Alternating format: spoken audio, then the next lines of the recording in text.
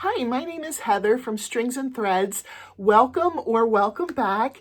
This is the second week of Battle of the Stitches. If you're not familiar with it, I'll have an explanation video from last week in my description so you can go back and see that. But we're doing a stitch a month from this book, and we're coming up with our own designs from the book. I do this collaboration with Teresa from Critters Crochet, and as of the filming of this, I had to pre-record this because I'm having a knee replacement surgery on Friday, and I wanted to make sure that everything was settled and I didn't have to think about filming while that was happening. So yes, as of now, it's just the two of us, but we invite up to 2 other channels to do it with us.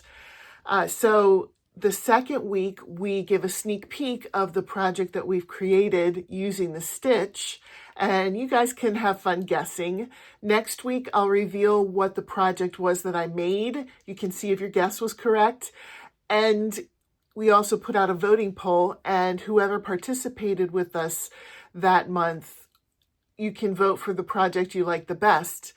And then we have a giveaway, which I'll explain next week. So let's do a sneak peek. I don't know how I can show this. You get to see that it's teeny thread, teeny thread yarn.